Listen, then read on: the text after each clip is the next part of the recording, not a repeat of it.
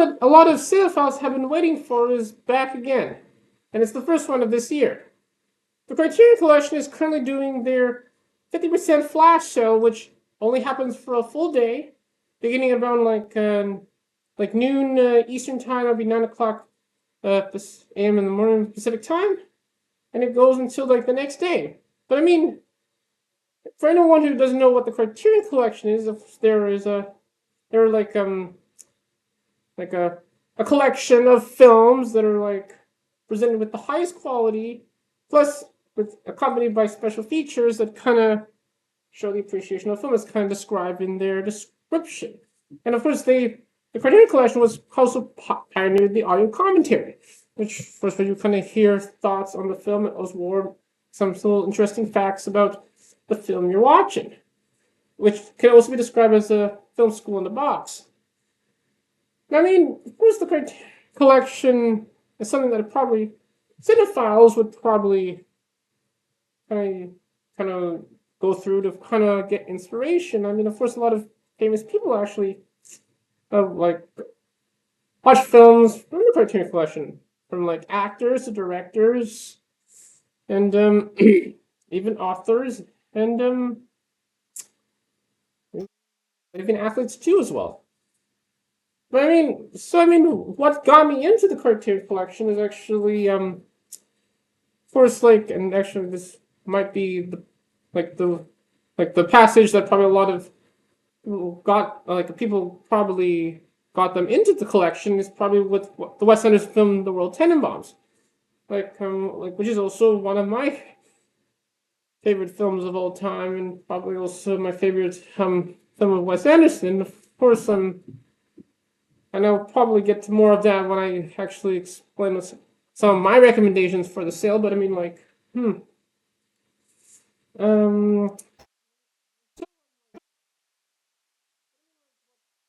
got me into the collection is when I actually saw like another film, which was also my recommendations, actually at my college library, and that kind of expanded my my knowledge on kind of international cinema. And so they not only released the films on like individual titles, but they also released them, let's say, in box sets containing a collection of films. And actually, recently they also released their recent films with like in a little collection called like Jetta's Contemporaries, which there's some of them released in the theaters first, and they're put on the Criterion channel, and then they're actually like released on Blu-ray. Of course, as of in recent years, I mean, the Criterion Collection is starting to release their films on 4K Blu-ray combo packs, and although for me, I don't actually, well, although I do have a 4K Blu-ray player in my like Xbox One, here's somehow that we actually don't have a 4K TV yet, but I hope we'll get one probably soon. So of course this would be probably like the cheapest time to actually get a film in the Criterion Collection because at regular price the films would cost probably around like $30 US, but during the sale, because it's like 50% off, they've been lowered down to at least $19.99. And of course, with any like box sets, the probably cost will increase. But yeah, and as you I mean, in the collection, there's actually something for everyone, from of course mainstream films to also art house films, and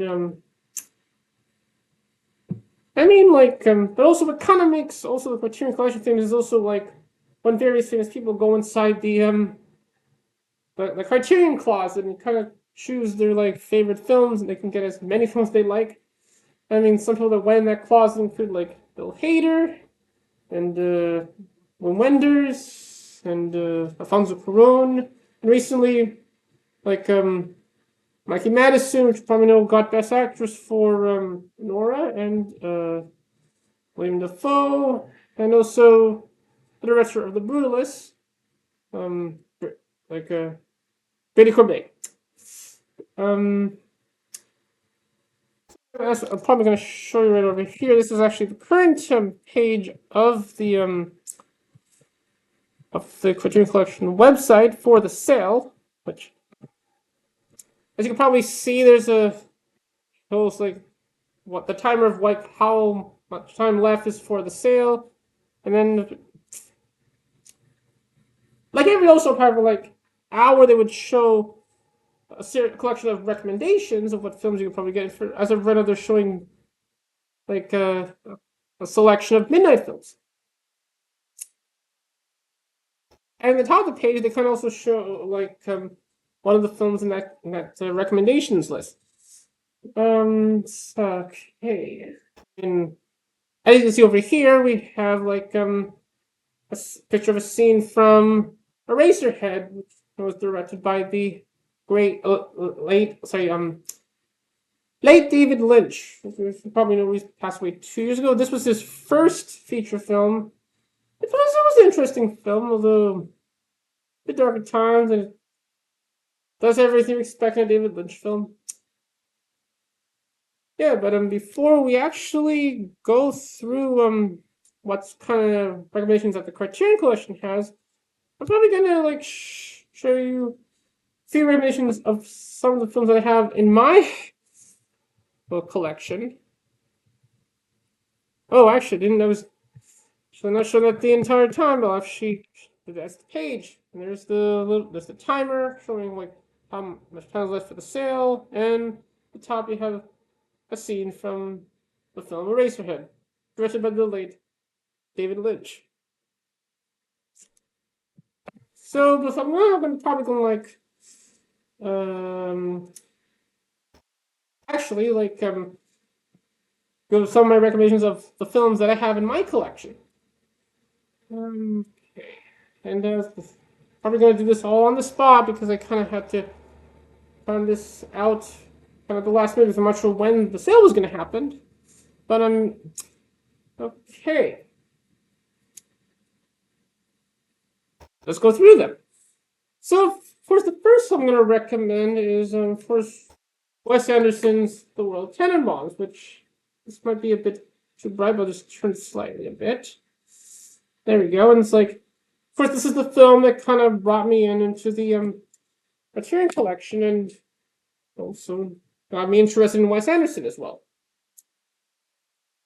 But I mean, this film is kind of like starting to get a bit of attention again recently because, of course, the lead actor in the film, Gene Hackman, apparently passed away, and recently because of various unexpected causes. But I mean, but he was actually in the film, and so that explained the film. I mean, so it talks about like a family named the Tenenbaums who live in New York City, and they actually, first the head of the family, like Royal Tenenbaums, we describe as an a-hole, and of course this was kind of a common thing with the films of Wes Anderson, where his main characters are kind of like a-holes being father figures, and some girls will say like Pastor Mr. Fox had a similar plot in there, but I mean, and so I mean he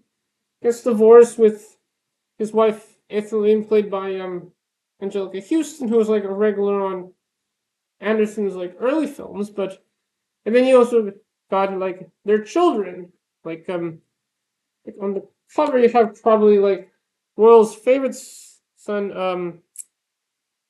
If I can get this in with the light, it's hard to see, but it's like got Richie, like played by like Luke Wilson, Owen Wilson's brother, who is also in the film playing like the children's friend, and then you got Chaz played by Ben Stiller, and Margaret played by Gwyneth Paltrow.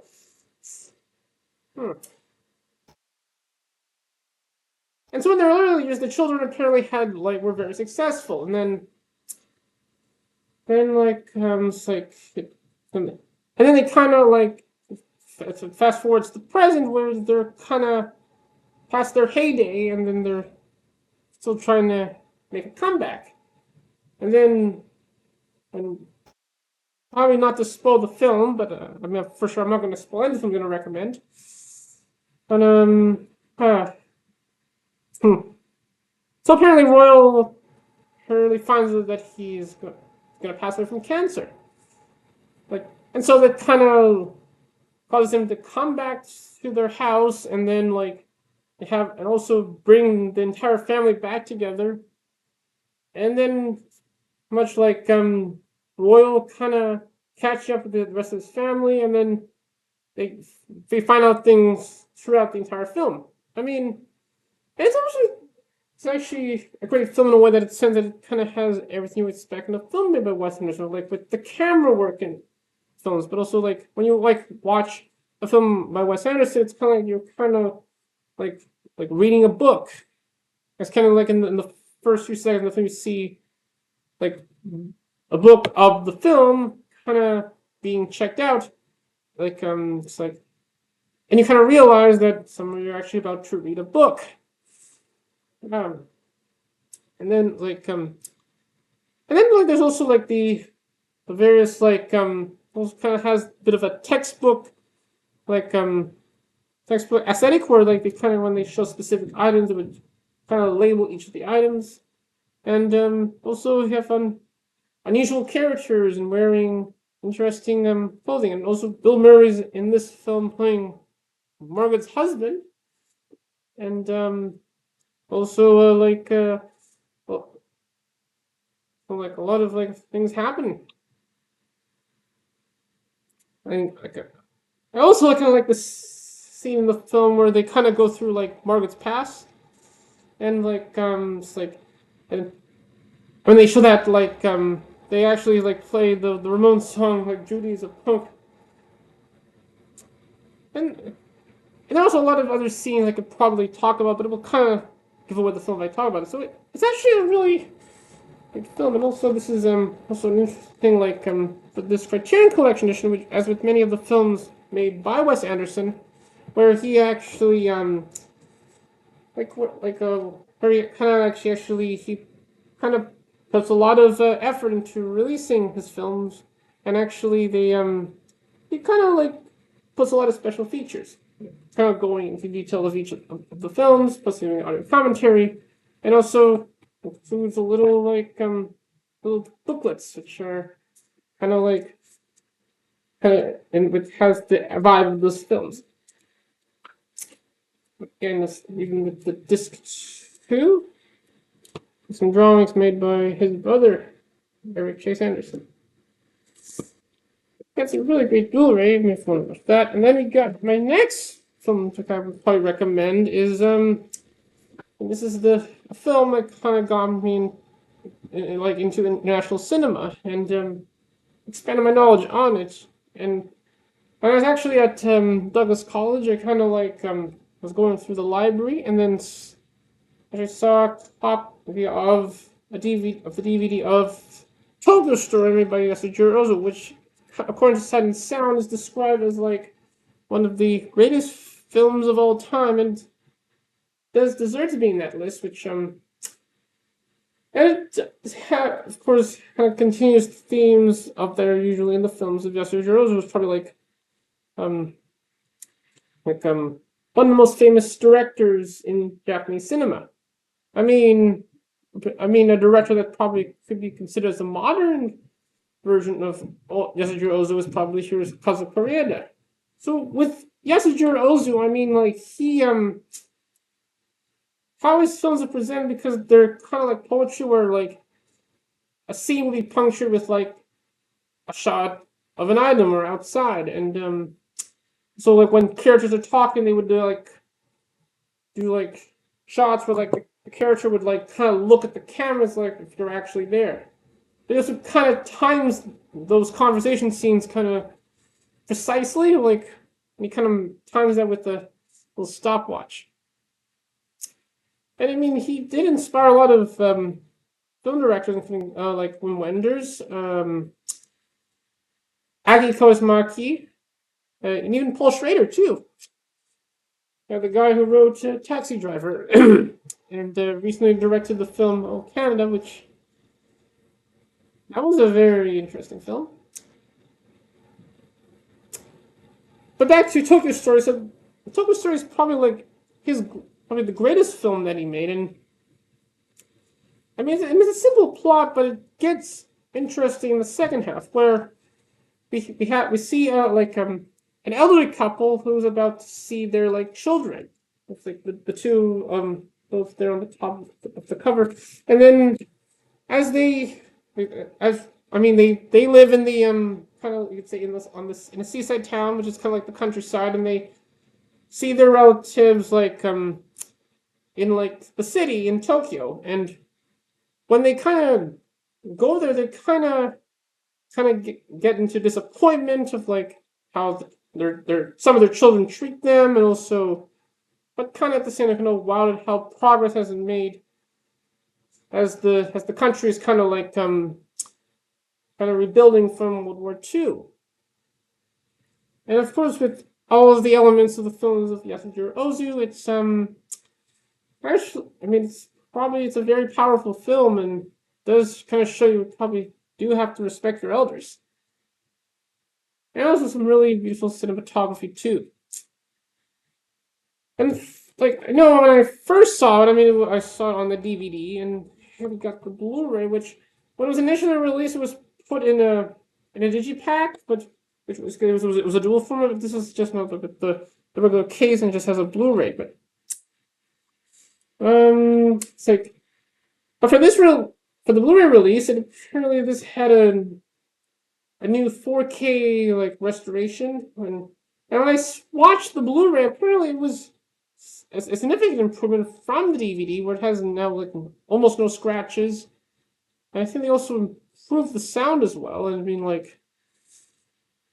and it was almost like if this film was released recently, and it still has the film grains intact. Like plus it also has like a lot of commentary by Ozu scholar David Desser, which very like great commentary, kind of going to like the film and also the director Yasujiro Ozu. It also has like a few like documentaries, including like a documentary about Yasujiro Ozu, plus a tribute of, of the director called "Talking with Ozu," where they interview like various directors that were inspired him, not just Wim Wenders and Paul Schrader, but also Lindsay Anderson, Claire Denis, and Stanley Kwan. You might recognize some of those directors who also have films in the Criterion Collection too. And then a documentary also on the on one of like Ozu's like regular actors, Chizuru, where they filmed that little documentary in the studio where they filmed most of his films just before it was about to be launched, and then near the end you kind of see in Shoshaku's like modern studios, where Shoshaku released most of his films. And this is actually, if you're kind of want to see some of the greatest films of all time, this would be a film you could probably watch. Tokyo Story. Just show you a bit of the inside, and there's some pictures of the booklet. There's the Blu-ray. So yeah, this is probably recommend. Okay. And finally, a film I would probably recommend. Actually, this is one of the films that in the collection that I actually didn't open yet, but I actually did see this film. And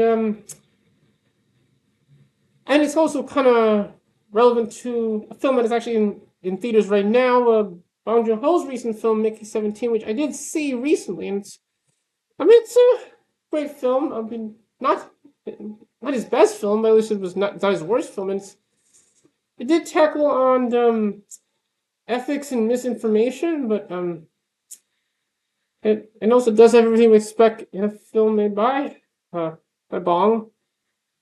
But of course, this comes after, well, probably his greatest film, although probably not like my favorite film of his films, which actually recently I kind of like saw a retrospective of almost all of Bong Joon-ho's films, where they kind of showed like every film he made before making 17. It's only made 7 films, and then of course, like kind of as you go through his film, you kind of see his craft kind of develop. But also, they also had some talks during the screenings where they kind of explain his career and like how his filmmaking and his inspirations, and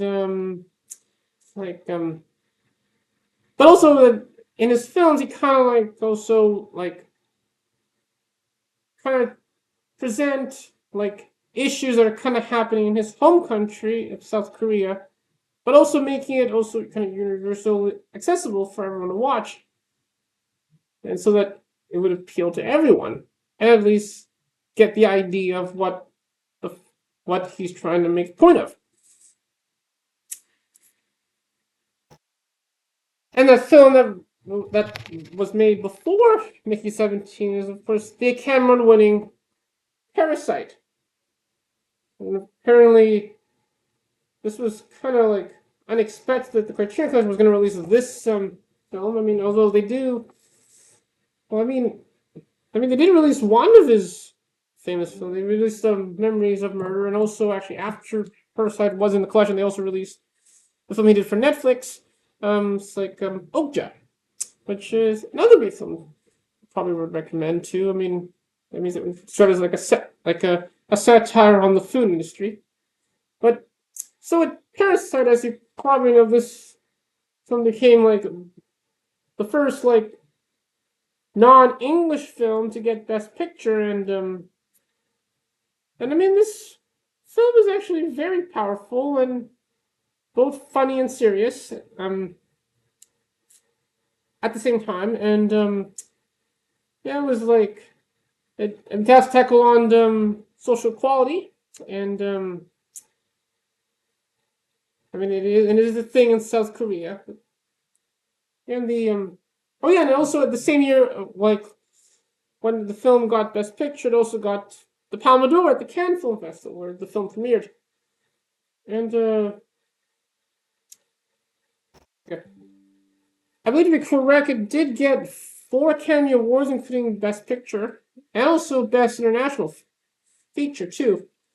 But I mean, and probably a lot of you might know what the film is about. But I mean, in case you didn't see the film yet, so it talks about like but a low income family that kind of like prepares pizza boxes. Somehow, like the son apparently gets hired as a tutor by like a wealthy family, and then the family kind of invites him to kind of tutor their daughter. And then, but apparently, actually, he got hired from actually a friend of his, which they had to like, and to do that, they had to like kind of make some forged documents to kind of get in the house. But then after he gets the job, and he somehow slowly brings in the rest of the family, and then they kind of like start to like work for them, and then it's a chance that they probably could get away with it. And that's what I'm going to say about the film, because a lot of things happen in it, and well, it means like it's but it does is also a commentary on like class, and let you know that apparently that everyone should get taken care of. But what makes this like the Criterion Collection version of the film actually interesting is that not only it has the film in color, but it also has the film in black and white, which it's kind of interesting. Which on the and in this release, the period also has an introduction by Bong on that version, which and kind of relates with the film. I mean, according to Bong, he said that this film was probably inspired by another film he kind of saw, which is also in the collection, and it's like I'll for you like and then actually has a similar plot, but then it also it was a British film, And also the actually kind of the premise of it was kind of similar, that pretty much the remake of that film.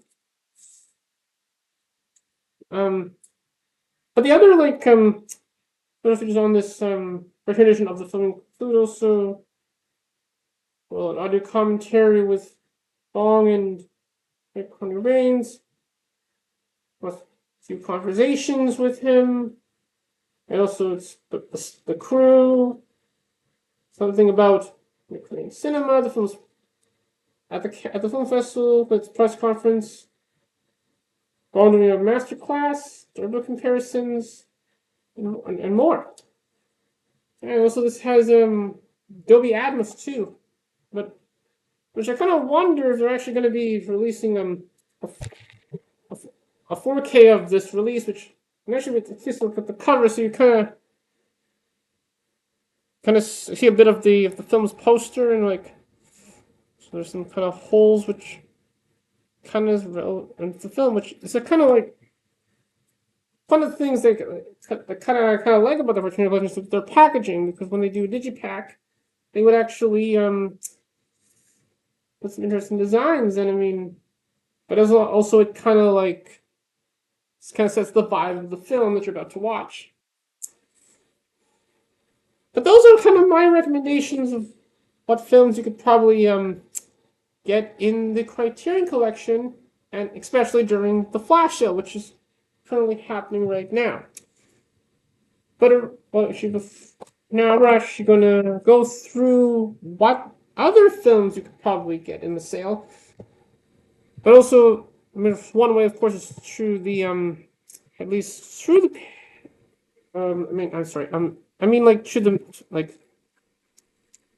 through the page of the sale, but you can also as well as see recommendations from picks that were made in the Criterion Closet, which as you can probably see on the main page of the website, there's the home page where you can kind of see they're doing a cinema. Appears actually today they released the new 4K release of a Godzilla film, actually, Godzilla vs. Billante, which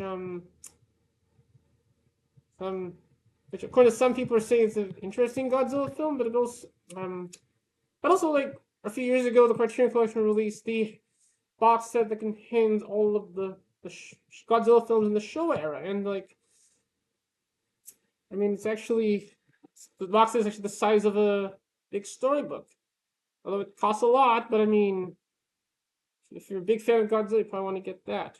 So, with that, let's actually go and see what's actually available in the sale right now.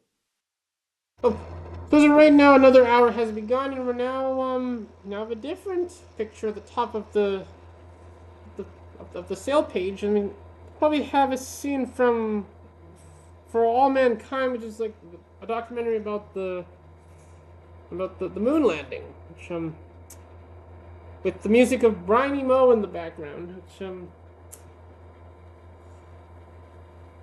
probably a brilliant documentary. Okay. So the time actually recording this, apparently right now there's actually 10 hours, 21 minutes, and 51 seconds left on the sale, and there's a lot of recommendations to go through based on these collections, because as of right now, for this hour, they currently have recommendations of documentaries. Let's see what they got recommended. Documentaries. It's For All Mankind. Oh, the Kenny films of Robert Drew and Associates, which was very campaign documentaries of John F. Kennedy during the election in the 1960s, which, I mean, this is kind of relevant today because apparently just recently they released the rest of the records on, well, the assassination that happens 3 years later, and not sure if they announced anything major there, but I mean, I'll probably find out about that later. There's Showa, which is a mini series about the Holocaust, and that one sold out. Oh, A Brief History in Time, the documentary about Stephen Hawking, which I know. Oh yeah, recently apparently Aaron Morris produced the Academy Award-winning documentary, The Only Girl in the Orchestra, which did get the award and it was great. The making of the soundtrack of Company, done by D.A. Pinbaker, who also made the documentary about Bob Dylan, like Don't Look Back, which is like follows Bob Dylan during his tour in London before he goes electric, and kind of relevant with of course with the biopic about him, A Complete Unknown. Oh, there's the a documentary made by the Meisels, which made Grey Gardens, Salesman. Oh, a film that involves Bob Dylan rolling. I mean, a documentary that involves Bob Dylan rolling Thunder Review. The Almost documentary Gates of Heaven, Vernon, Florida. Oh yeah, festival. That's a documentary that talks about the Newport Folk Festival, and which kind of like it's kind of also related with Bob Dylan because it's where he where he actually like performs his famous songs, develop his music, and also where he did the infamous like a concert where he performs electric, and that upset a lot of people during that concert. I mean, it was also kind of referenced in a documentary about him, like No Direction Home, which well, that's actually something I could probably watch. Then there's I believe the Academy Award is also Bowling for Columbine, made by Michael Moore, and he's an interesting documentary filmmaker. And then the documentary about Harvey Milk, The Times of Harvey Milk. Hmm.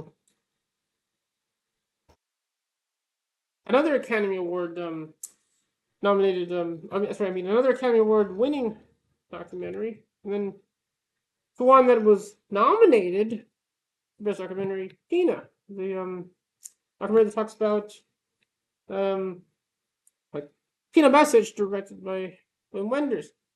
It apparently was made actually when Tina herself actually passed away. I mean, originally the documentary was about was going to follow like Pina working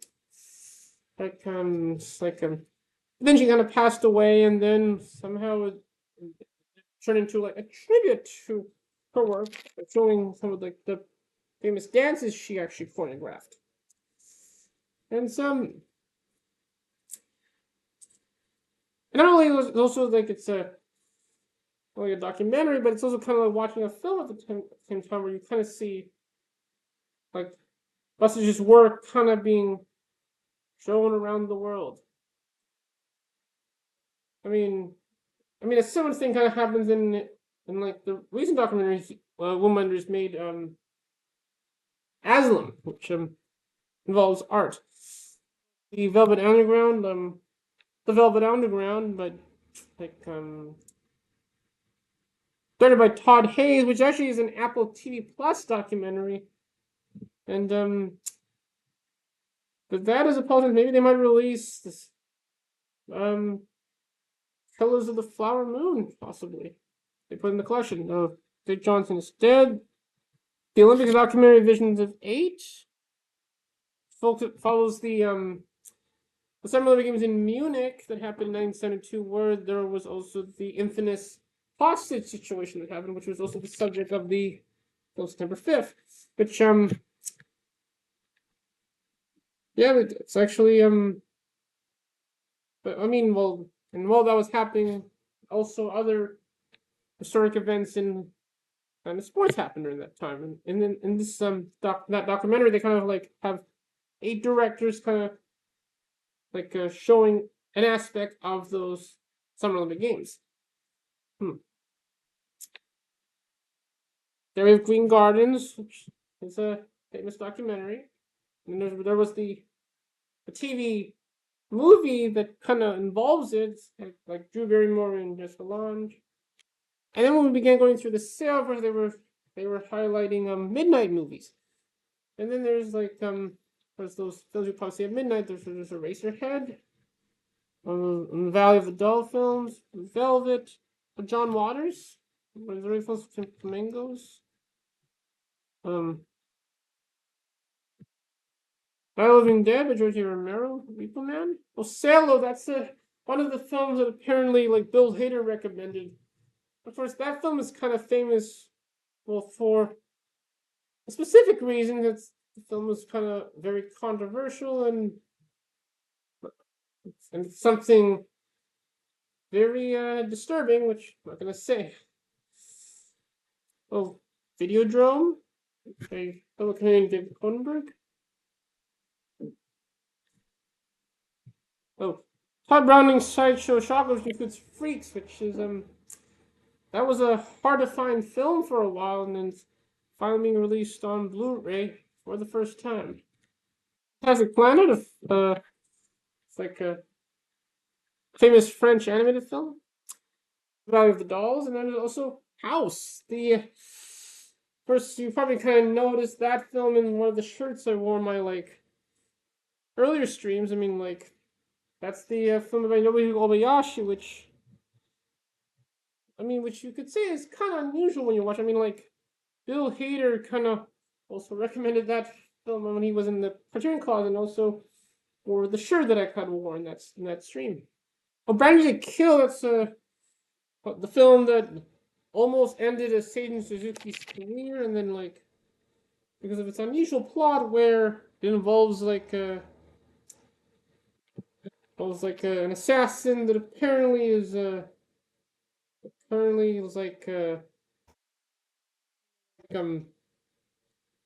kind of amused by the smell of rice. And actually, I actually have a copy of that film. Actually, I actually got it when I actually won from a contest that James from 20 and 21st Century Movies actually did. Never had to answer a question about the film, and then I got the film, and he kind of mailed it to me. They recorded from the film Naked Lunch. We have films about New York City, like After Hours. It's a film that is made by Martin Scorsese, which is maybe better say is kind of an underappreciated film, but but this was during a kind of probably a low point in Martin Scorsese's career, and apparently it's one of his best films. Another film from Joe Micklin Silver, which they also have Chilly Scenes of Winter, which is was recently released, and now they also released Crossing Delancey. Then we have Do the Right Thing, the famous Spike Lee film, which also has him in it, actually being the main personage, and then I didn't see that film yet, but I kind of like to see it. And there's Flute, starring Jane Fonda and the late Donald Sutherland, which yep. There's Uncut Gems, the film made by the Safdie brothers, which kind of had the vibes of the second half of Anora. There's The Day Trippers, and it has Parker Posey in it. She was a thing in the 1990s, and she was starting to be seen in things again. She was in Thelma and also in this season of The White Lotus. Probably Jim Jarmusch's breakthrough film Stranger Than Paradise. No, actually, that film would be Down by Law, actually, but probably think one of his early films, actually. And Jim Jarmusch might have also been inspired by Yasujiro Ozu too. Around Midnight, it's a jazz film, and then there's Midnight Cowboy, which was the first film that was rated X to get Best Picture, which X is kind of the equivalent of R today. Then another Martin Scorsese film, The Age of Innocence, which they might re-release in 4K, probably because it was in they recently released that in 4K in the Columbia Classics box set. And then a few early short films with Martin Scorsese, shorts. Something Wild. 3 films with Andrew Gregory and Wallace Shawn, which were the Bullying My Neighbor Laundry. Oh, Tootsie. St. Nancy, Speedy, for Lloyd. And then here's the recent releases, which there's first the film that's released today is the new Godzilla movie, which hey, it's something I probably might get, so I'm gonna add that to the cart. Get 4K. Well, actually, after we go to these recommendations from the Criterion Collection, we'll look through what we have in the cart, and I'll probably decide which film to get. Oh, The Wages of Fear. Apparently, it's a film that kind of like Christopher Nolan actually likes, and actually, apparently there's also like a U.S. version of that film, William Freaking Sorcerer, which actually was just recently announced will be released in the June, which does have a transfer approved by William Freakin, but what that film has in common with Wages of Fear is that both films are kind of like based on the same book. So then there's also Gus Van Sant's Drugstore Cowboy, that has Matt Dillon in it. An early Gus Van Sant film. Like the guy that made Milk and Bill Hunting, The Die For, and also My Own Private Hideout. John Goddard's version of King Lear. That's probably gonna be an interesting watch. Oh, the film that Richard Pryor made, Jojo Dance, So Your Life Is Calling. If you like Hong Kong cinema, there's Eastern Condors, which is probably like an important film in Hong Kong cinema. Peter Bogdanovich's Paper Moon, which has like Ryan O'Neal and his daughter Tan O'Neal, and I think Tan O'Neal got or like she was nominated for Best Supporting Actress for the film, which making her like I think the youngest person to get that award at the time. I think. Oh, The Shape of Water, which got Best Picture in the in 2018. That's an interesting film because, and you'll probably know why when you see the film. Oh,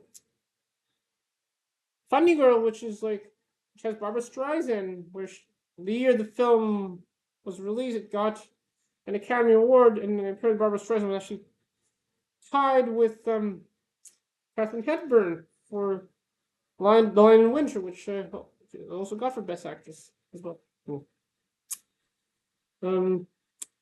They have Scarface, not the version with Al Pacino, directed by Bob De Palma, but the original. And apparently in this version of it's maybe a bit more darker than the Al Pacino version, but I mean, for the record, I didn't see Scarface yet, but I'll probably want to see that soon. In this edition, apparently it also has kind of a conversation that has like Bill Hader in it, and it's kind of related to him. Probably because Bill Hader was in the show Barry, and that kind of similar to Scarface. Then we have a selection of films that were released in like the decade I was born, the 1990s. But for the 90s, there's Film Private Idaho, Gummo, made by the Army Corps which is the same person that made films like Spring Breakers and Trash Humpers, which I mean, with his films, they're kind of like unusual. I mean, but at least they're kind of interesting. And then there's Terry Gilliam's Fear and Loathing in Las Vegas. That's recently got re-released in 4K, and some of his films are also in the collection too. And then Robert Altman, another director that has films in the collection, has The Player. Oh yeah, Mike Leigh's Naked, which he also has films in the collection, and Naked was an interesting watch. And then you also have Richard Linklater, and some of his films are in the collection, like Slacker. And there's there's a controversial film that kind of got recently released in the collection, Happiness, which a lot of people kind of give it mixed reviews in the sense that it's kind of like unsettling, or some people are saying it's a masterpiece. Then there's the game, like film that's been by like David Fincher, which is actually a great film, and it's also mind blowing as well. Then there's like a film that's kind of related with the Dogma '95, Thomas Vinterberg's The Celebration, which is actually also available right now in like the Criterion channel because they're showing like a kind of a collection of films that kind of related to Dogma '95, and there's also like Mike Lee's probably like greatest film, Secrets and Lies, which apparently one of the people in that film is also like is also in like is also in like in Mike Lee's recent film Hard Truths, where in this in Secrets and Lies she kind of plays like a woman trying to find her like mother, but the mother doesn't know that she's black. Well, in Hard Truths, she plays the opposite, where she's kind of a mother, but in this case, she's kind of like complaining about kind of things that are happening around her. Like kind of similar to, let's say, The Holdovers, where the main person in that kind of complains about the things that are around him. Then you have like Ang Lee's The Ice Storm. Oh, Todd Hayes' Safe, which is a song about. I'm sorry, I mean a film about talks about like being safe, and then appears that's like Life is Sweet. It's like another Mike Leigh film is apparently like sold out for the Blu-ray. Oh, Hoop Dreams. That's a really great documentary of like also one of the greatest documentaries of all time. Like and it talks about like two like boys in Chicago who were both in the same private school, apparently hoping to be in the NBA. One of them is apparently in the higher class, and one is in the lower class. And you kind of follow them throughout the years, and hoping that they will actually be in the NBA. And not just a basketball documentary, but also kind of focus on like equality. But I know now that like Pedro Almodovar has film in the collection as well. It's like another famous film director from Spain. Of course, he has a film recently right now, The Room Next Door. There's one of his films, Tie Me Up, Tie Me Down. Huh. See, oh, Defending Your Life, film made by Albert Brooks, which some of his films are also in the collection too. And actually, this two of his were actually released recently. I mean,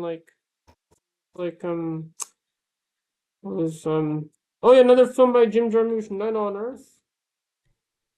I mean, actually, that's something I probably would like to watch. And then we go to the 1980s, and there's some of the mainstream films that are actually in the collection. Let's see.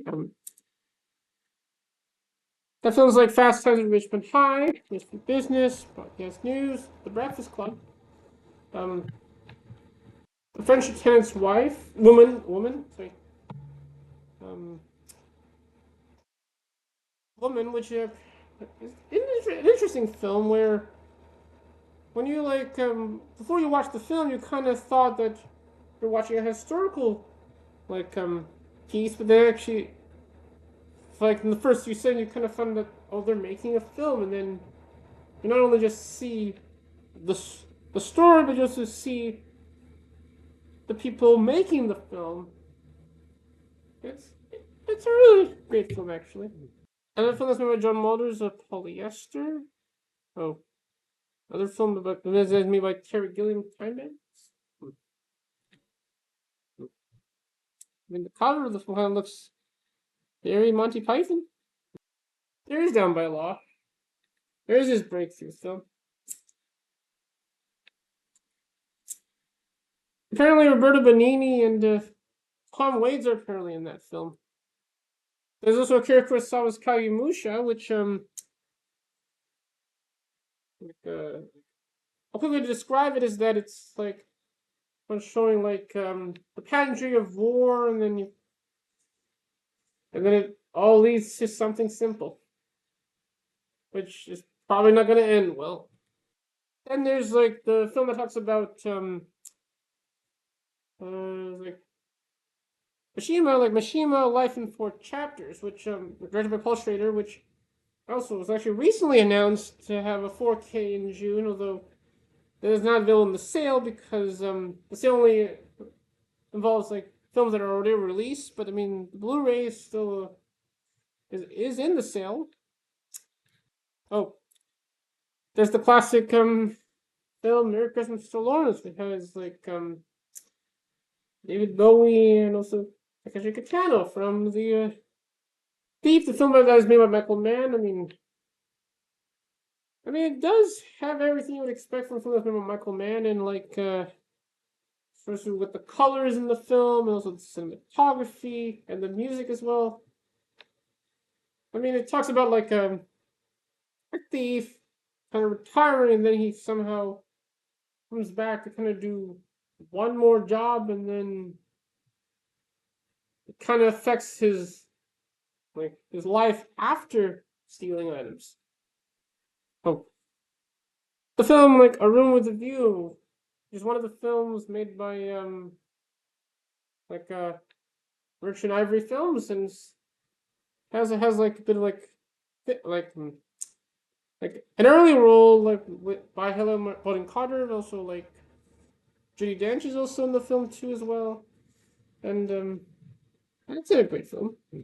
And we have like the films that are made by Akira Kurosawa, including Seven Samurai, which interestingly actually inspired the film of Buzz Light, which I kind of saw earlier today, and it's like I recently got a 4K remaster. Which I did see the 4K remaster in the theaters. It looks very pristine, kind of like also like kind of it's like the film was like made today. Like it looks way better than when I first saw it on DVD. Excuse me. It's also one of the greatest films of all time. Yeah. There's Dreams, which is the film where like he kind of like shows a series of stories based on like paintings that he made that are based on his dreams. And in one of the stories, apparently like you kind of see Martin Scorsese in an acting role playing Vincent Van Gogh in the film. Then there's like Eugenio Sanduro, which has two films in the box set, and actually those films probably inspired the Dollars trilogy, which includes like A Fistful of Dollars, A Few Dollars More, and The Good and the Bad and the Ugly.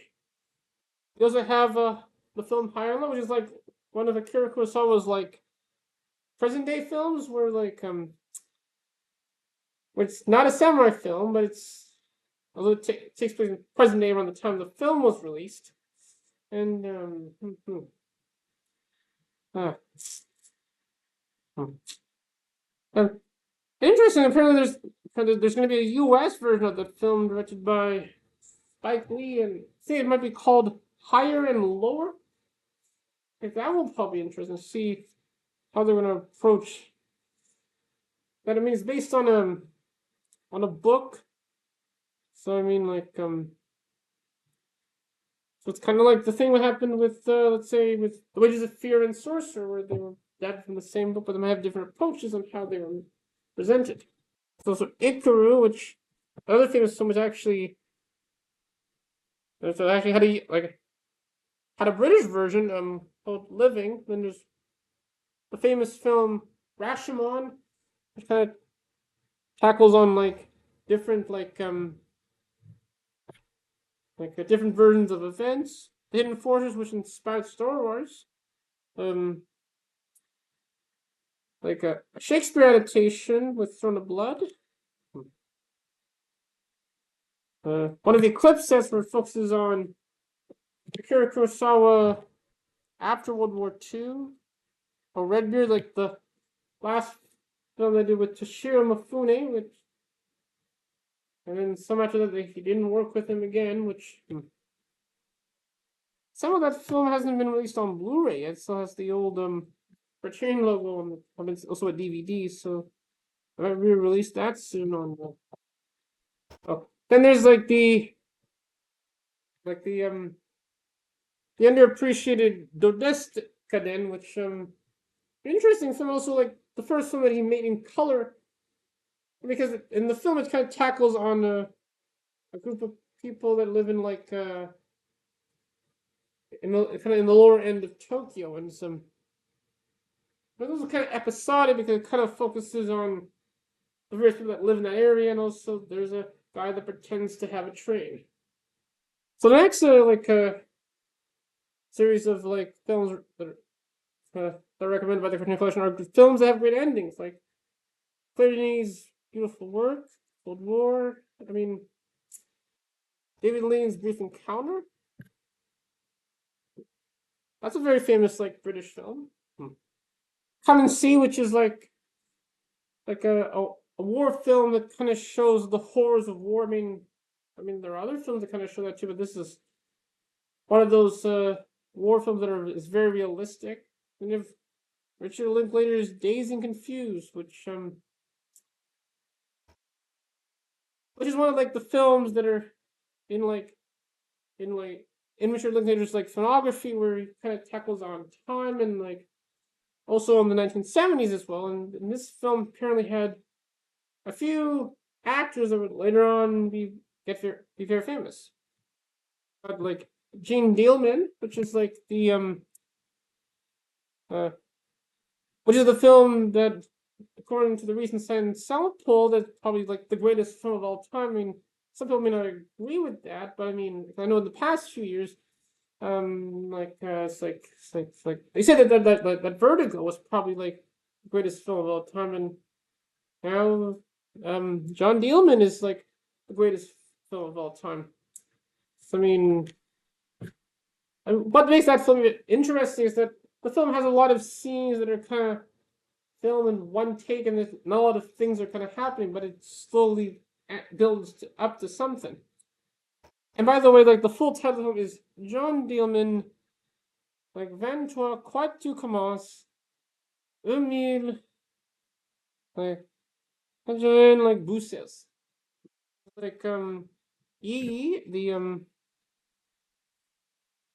film that's made by Edward Wing. There's and Wall-E, which is the first Disney film to be in the collection, and apparently this was made possible by the film's director Andrew Stanton, who apparently wanted the film to be released by the Criterion Collection, and we actually got that release. And in that release, it has like it has a lot of special features, including Andrew apparently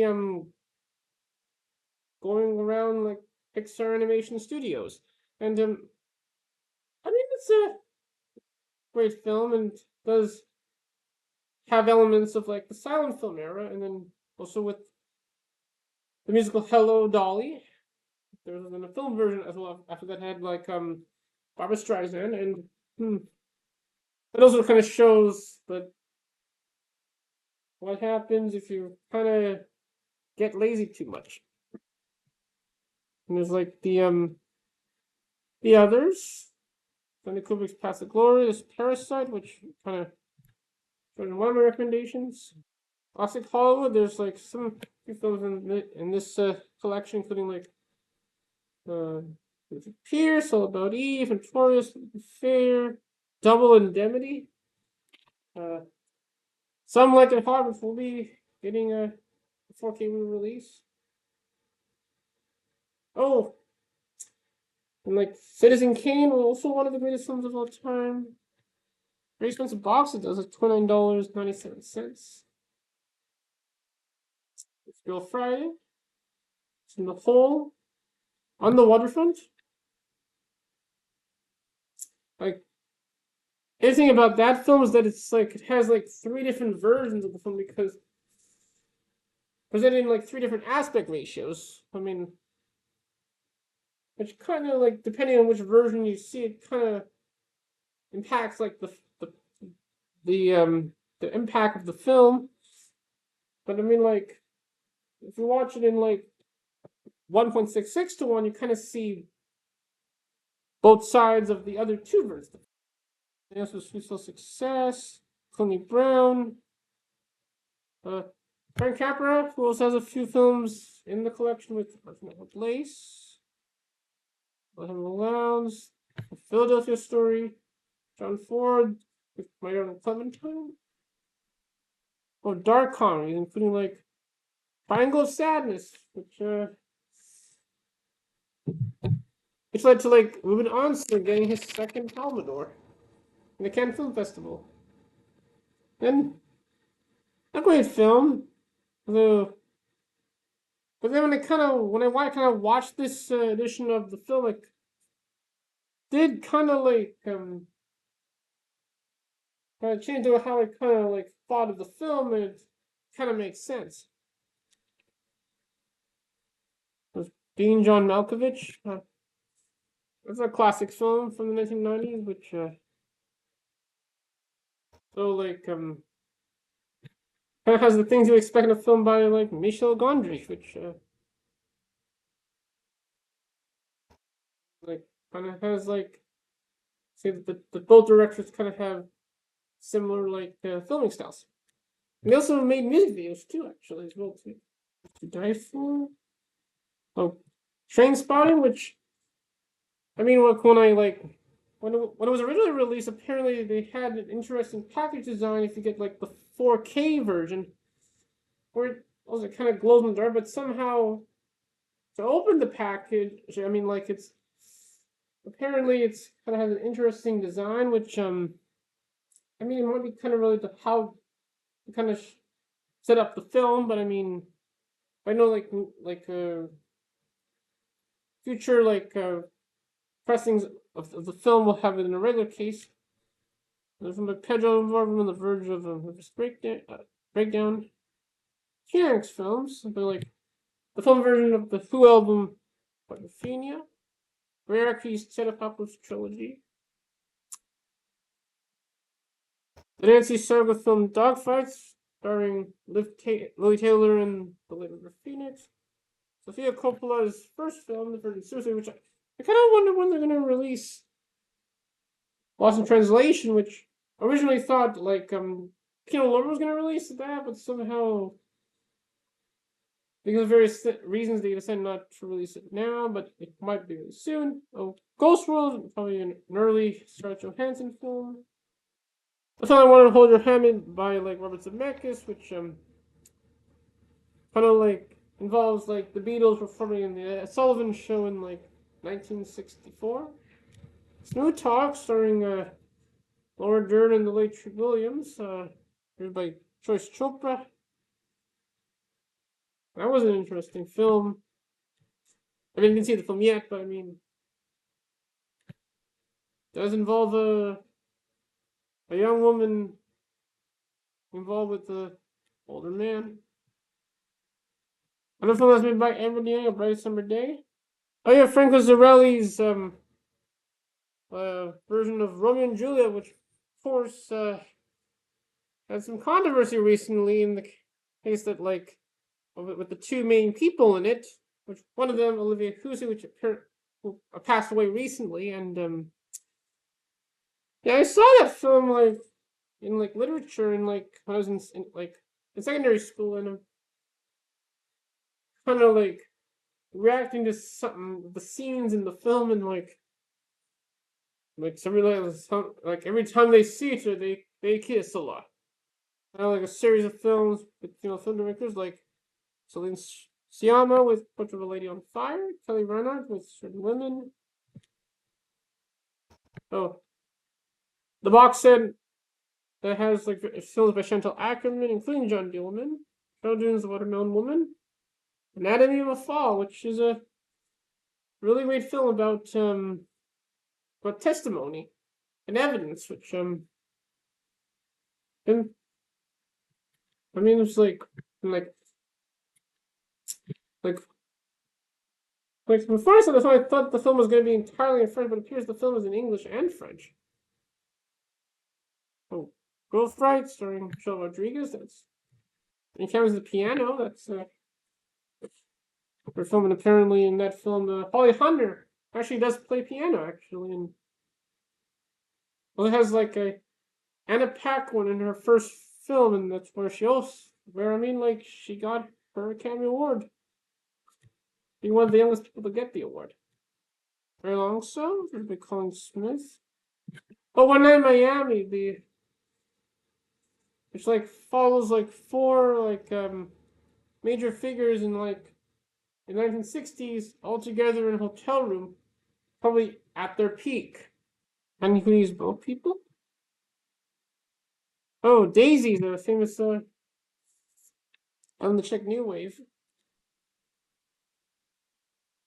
Eve Sparrow by Cassie Lemons.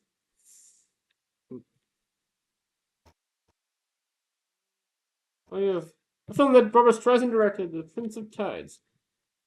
They have a series of films involved the French New Wave. Many of them have like films that are made by Jean-Luc Godard, That's What You Flow, and Jacques Demy, like Live Your Life, Viva sa vie. The Jacques Demy box set, which has all of his key films and and it's actually they are essential films. I mean, I did like some of them. Breathless, which is the film that began the French New Wave. The 400 Blows, another great film. Share My Love, Jules and Jim. The Umbrellas and Sherbrooke, which has its own like individual release, but also going to be released in 4K. But it's not part of the sale. You're the Fool. You're the Fool. Masculine Feminine. With a soft skin. Weekend. Chronicle of a Summer. Zazie in the Metro. Zazie dans le Metro. That belongs to us. And a collection of films of great sounders, like the documentary that talks about David Bowie, New Age Daydream, the Beastie Boys video anthology. So it's the famous music video that they did, directed by Spike Jonze, where they're police officers. Hedwig and the Henry Inch. The film which has like Mick Jagger, directed by Nicholas Roeg, as well as Donald Campbell. The Last Waltz, which is like the last concert that the band did, which directed by Martin Scorsese, which is one of the greatest concert films of all time. I thought that was the greatest concert film of all time, but actually it's the concert film about the Talking Heads.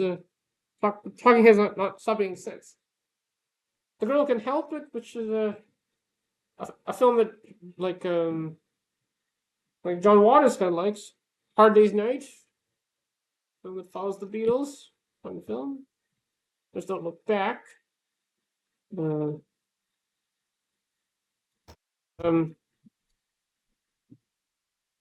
like to see a concert film that was Leon Russell, directed by Les Blank. Leon Russell, home as a naked person. Easy Rider has the by Dennis Hopper and has famous song Born to Be Wild. The Rose, starring Bette Midler. Oh, The Rolling Stones Give Me Shelter by the Massies. The Big Chill, which is a film that Lena Dunham actually likes. Inside Llewyn Davis. Like a fun film about the Greenwich folk scene, directed by Joel and Ethan Coen. Like a film kind of made by the lead member of the Talking Heads stories. Go on. So, and then so there. And we have all the films that are like have editions approved by directors. Like Dead Man, approved by Jim Jarmusch. Lynch's last film, Inland Empire, approved by him. Malcolm X. Others, The Power of the Dog, directed by Jane Campion, and it was on Netflix. And has Benedict Cumberbatch in an interesting role in that film. And also got to live the life of a cowboy when making that film. Oh, Punch Drunk Love. I mean, that was like I think one of the early Paul Thomas Anderson films I saw. But I also have Adam Sandler in a dramatic role and does tackle on bipolar disorder. Also has Emily Watson as well too. It's got recent release in 4K. If you have a corresponding film like Someone in Love,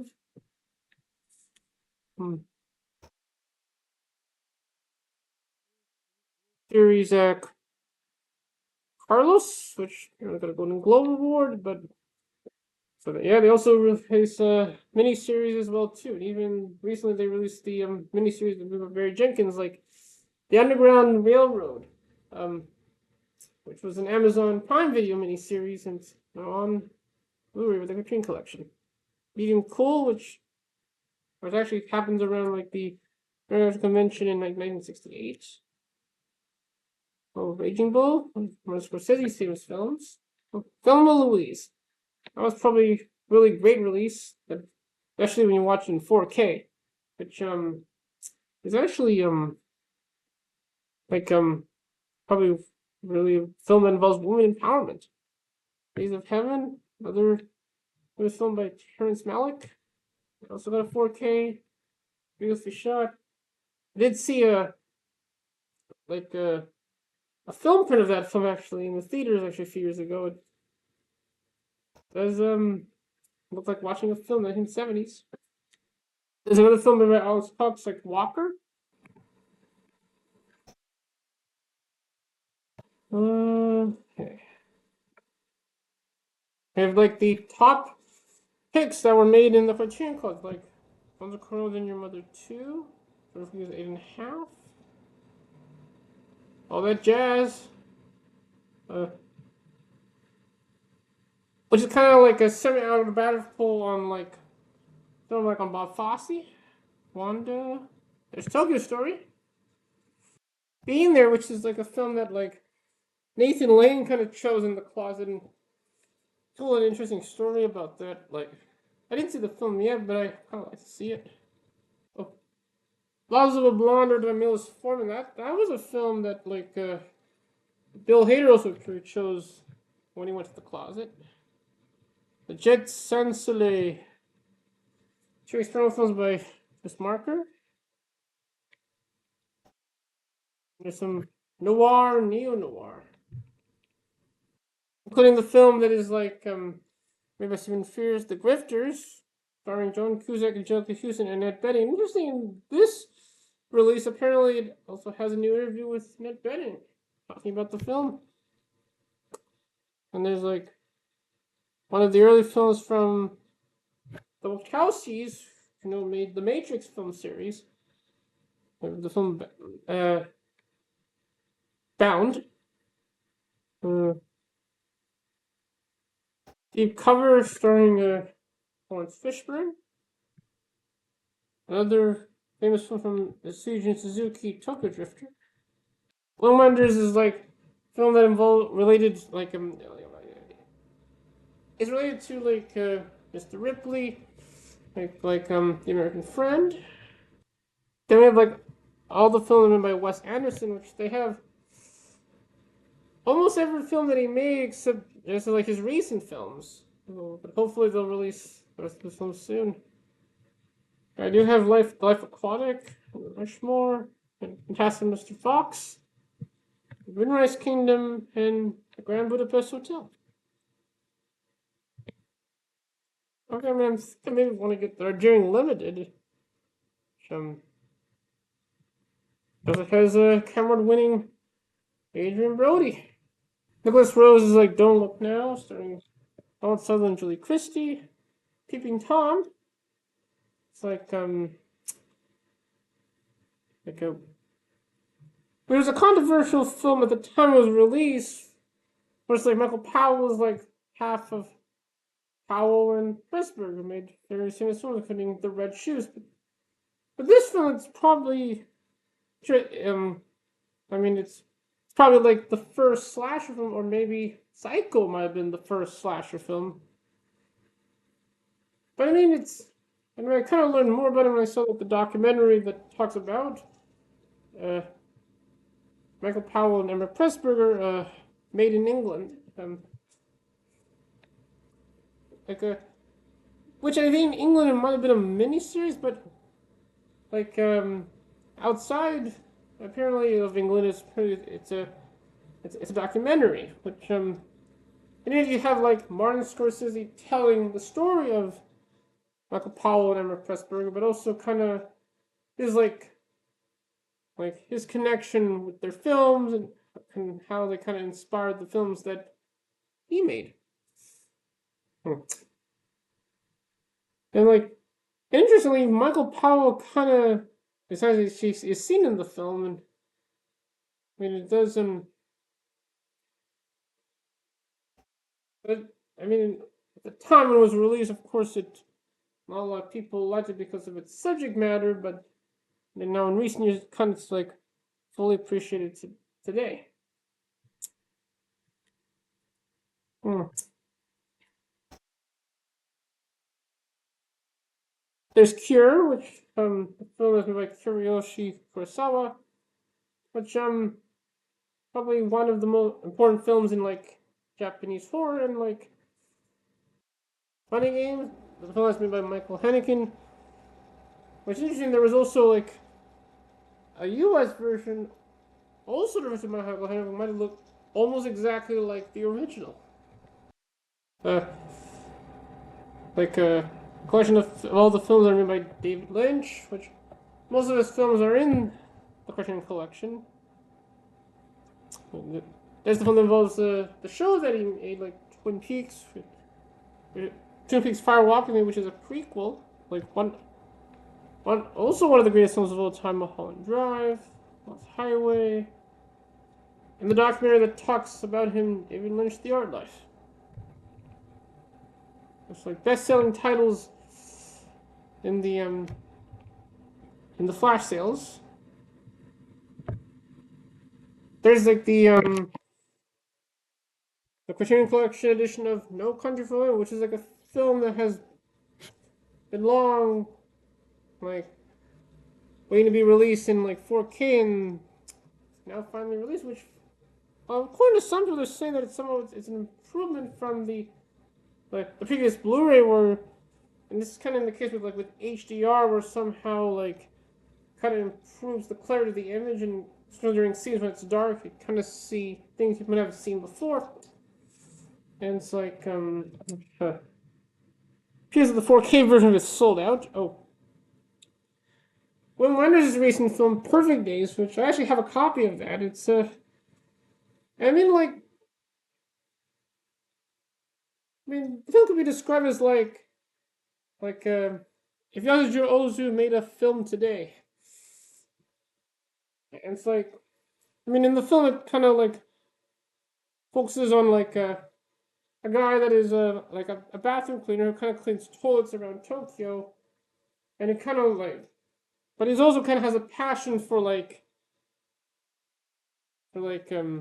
photography and like and plants, and it's also a film about Tokyo and kind of like the people you kind of see in the city. I mean, like, and it also has the person that's in Cure, like Koji Hagawa, like in it, and well, he got Best Actor at the Cannes Film Festival for that film.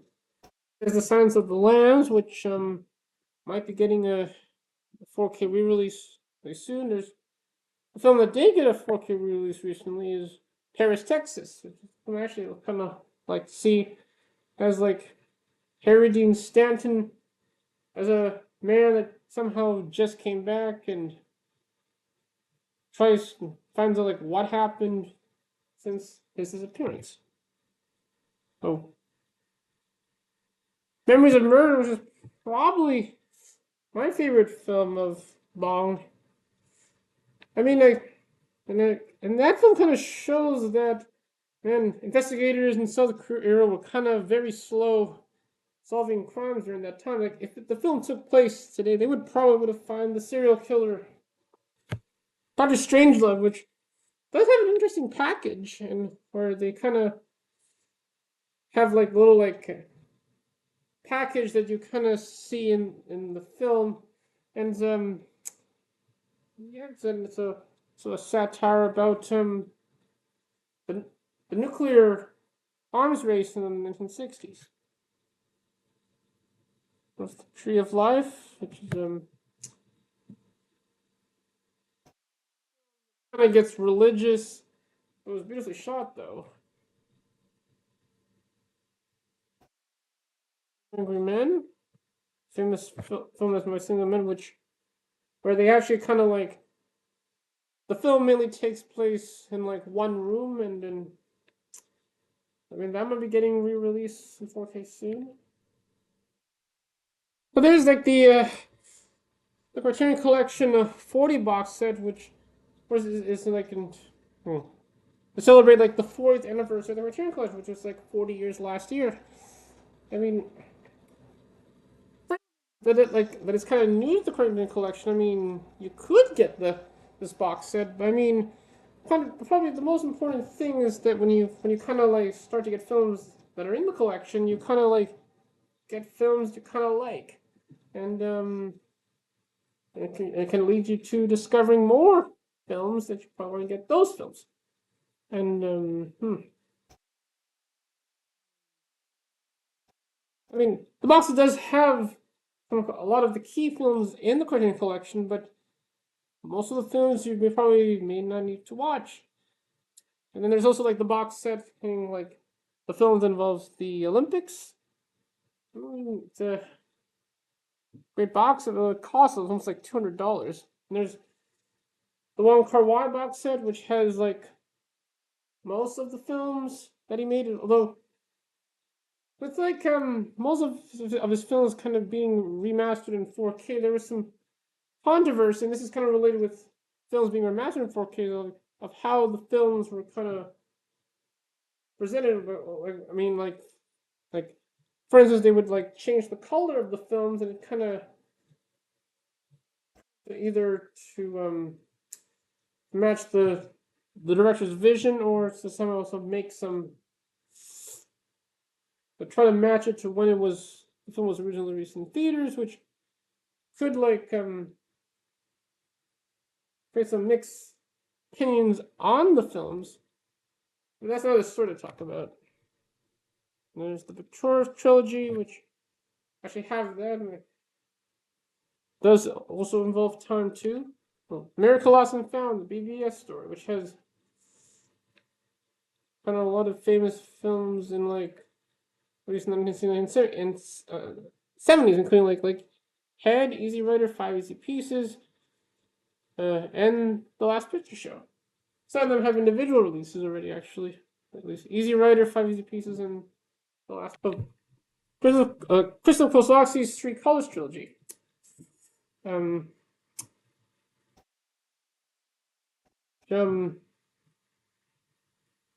probably like beautifully shot. There's like the miniseries that Steve McQueen did, Small Axe. One of the boxes in Martin Scorsese's World Cinema Project, where they kind of like restore and preserve like rare films that are probably hard to see, and it does kind of show that, of course, film restoration is very important, but also that to preserve films for future generation. There's the Pasolini box set, that's number one. The Bruce Lee box set, where it has some of his greatest hits. A box set of some of Melvin Van Peebles essential films. The Police Story film series, Once Upon a Time in China. The Apu trilogy. The Infernal Phils trilogy, which apparently, but the first film inspired the Academy-winning film The Departed, directed by Martin Scorsese. Then you also have the Renowned Westerns, which has like 5 films written by Bud Boddicker, starring Randolph Scott, and there's only a combo pack for this, no individual 4K and Blu-ray release. There's like a like a like a series of films available in 4K. We've went through most of these already. Well, there's Chronos, which has been recently been re-released in 4K. Oh, the first Godzilla film also re-released in 4K. And then you also got Godzilla Minus One, which is not in the collection, but I mean it's a great prequel, it's a great film for a prequel. And there's a Blowout, the film that's made by Brian De Palma, which is like a mind-blowing film, and actually, I mean, one that I like to see. Oh, The Princess Bride, which also got recently released in 4K, and I actually have that film. Oh, there's The Trial, from Orson Welles, of The Red Shoes, film that Martin Scorsese and Guillermo del Toro both like. Related to Guillermo del Toro, there's his version of Pinocchio, which I mean isn't like a refreshing take on the story. I mean, though it got a bit religious though, but I mean, right? Adventures of Baron Munchausen. Oh, the heroic trio and executioners. Sorry, Michelle Yeoh and Nathan Lee. The Martin Scorsese film Mean Streets. Oh, there's in the let's see. So another Ruckelsworth film, Walkabout and Wings of Desire. Another one I like of Womanider's early films. And yeah, those are kind of like the recommendations that the Criterion covered now. But let me refresh because they might have added more recommendations. It's the same recommendations, so yeah. Those are the some of the recommendations that the Criterion Collection has, but we're gonna go through quickly and see and kind of decide which films I could probably get in the sale. Let me see. Let me see.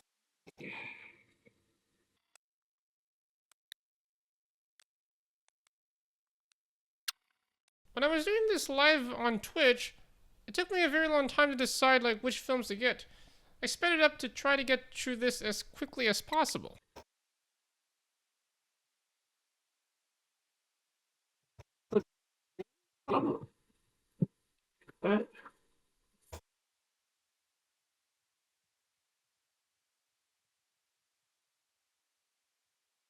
Not every film that they have is put in the recommendations, but films I could possibly get.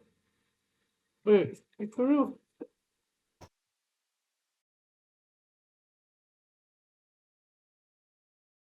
As I was still looking through the recommendations, I kind of looked through the special features of the films that were kind of interesting to me to kind of decide if I should probably put that in my cart.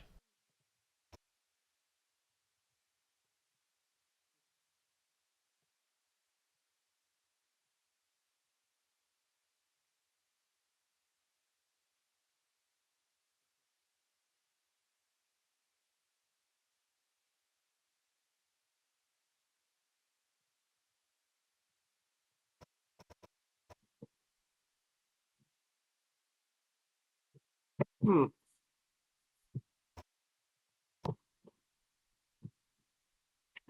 Oh. Not a lot of new special features release. Hmm.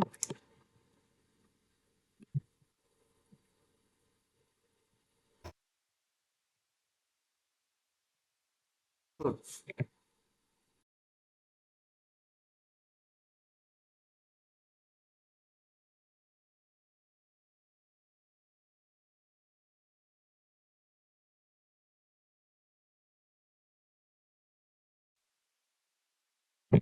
Yeah. Well, Memories of Murder could probably get that one.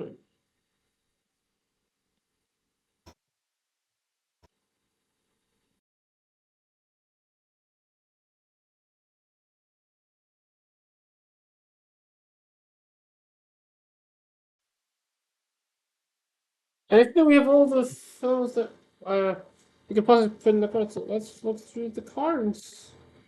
And decide which film to get. But let's see. Right now we have the Godzilla film, Godzilla versus Berlanti. We got the Wes Anderson film that are doing limited.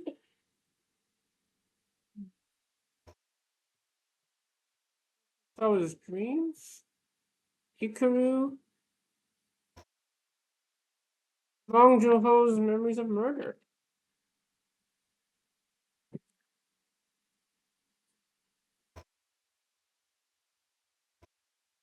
Hmm. One should probably get. I mean, I'm sure I'd probably get the Godzilla film, but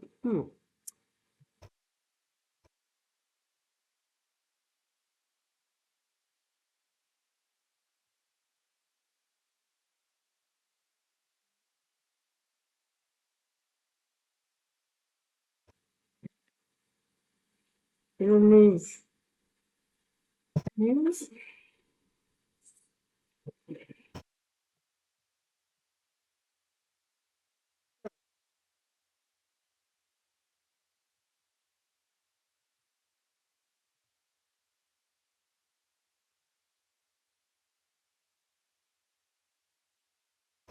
I mean, with Memories of Murder, they might re-release that in 4K. I mean, although Second Sight recently released in 4K, although I mean, they with the Criterion Collection edition, they might have had a different color grade. Also, the same thing with the Second Sight release, which apparently does have like a major change in the color grade. But I mean, the version on in the Criterion Collection apparently is approved by Bong himself. So I mean, I think it was also made from a 4K remaster. So I mean, that's something we'll probably figure out probably later. Um, hmm.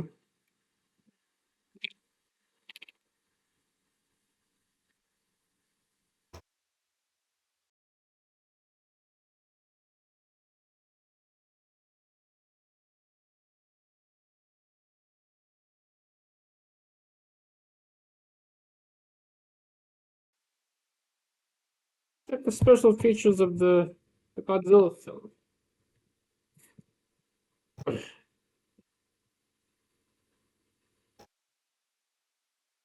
Oh, special features of Memories of Murder.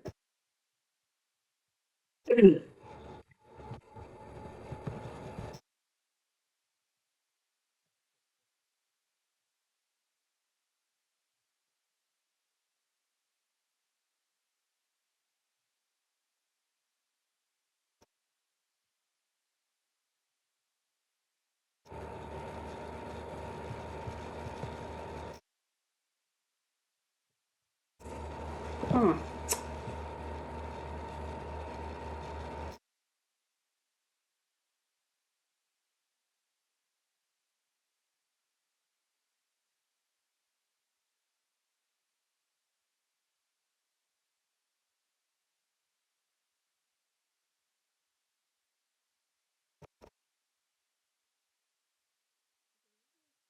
Special features of Ikuru.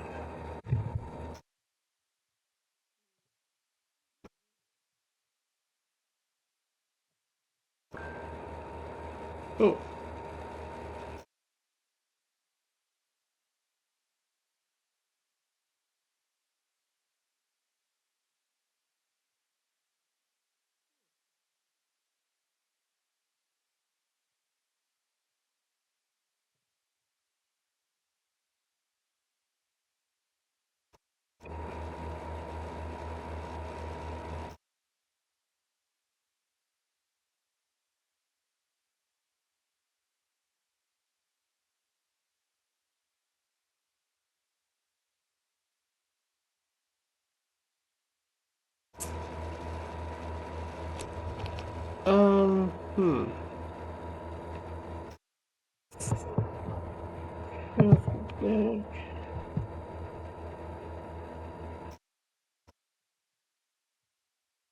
Hmm.